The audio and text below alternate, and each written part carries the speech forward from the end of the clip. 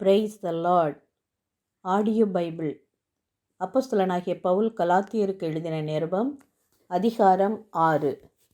சகோதரரே, ஒருவன் யாதொரு குற்றத்தில் அகப்பட்டால் ஆவிக்குரியவர்களாகிய நீங்கள் சாந்தமுள்ள ஆவியோடே அப்படிப்பட்டவனை சீர்பொருந்த பண்ணுங்கள்.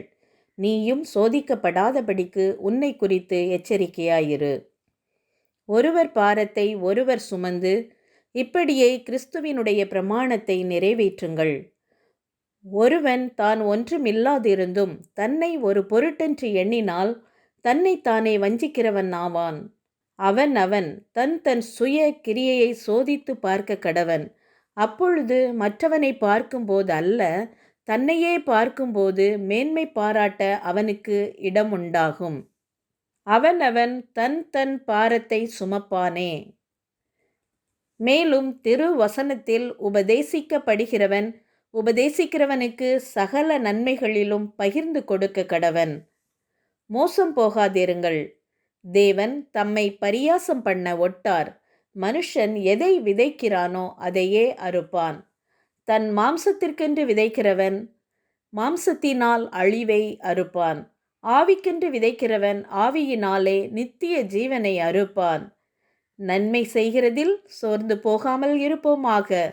நாம் தளர்ந்து போகாதிருந்தால் ஏற்ற காலத்தில் அறுப்போம். ஆகையால் நமக்கு கிடைக்கும் சமயத்திற்கு தக்கதாக யாவருக்கும், விசேஷமாக விசுவாச குடும்பத்தார்களுக்கும் நன்மை செய்ய கடவோம்.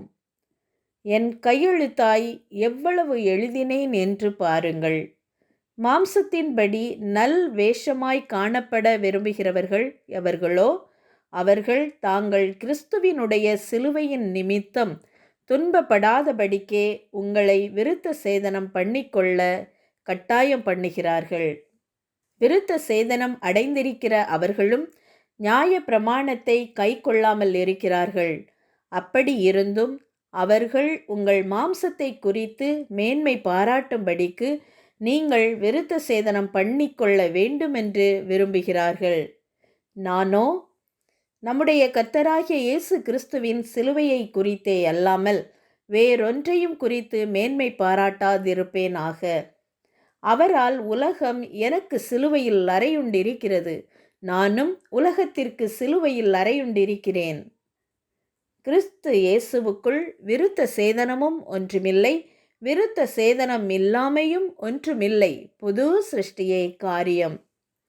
இந்த பிரமாணத்தின்படி நடந்து வருகிறவர்கள் எவர்களோ அவர்களுக்கும் தேவனுடைய இஸ்ரவேலருக்கும் சமாதானமும் இரக்கமும் உண்டாயிருப்பதாக. இனிமேல் ஒருவனும் எனக்கு வருத்தம் உண்டாக்காதிருப்பானாக. கர்த்தராகிய இயேசுவினுடைய அச்சடையாளங்களை நான் என் சரீரத்திலே தரித்து கொண்டிருக்கிறேன். சகோதரரே, நம்முடைய கர்த்தராகிய இயேசு கிறிஸ்துவின் கிருபை உங்கள் ஆவியுடனே கூட இருப்பதாக. Amen. Hallelujah. Praise the Lord.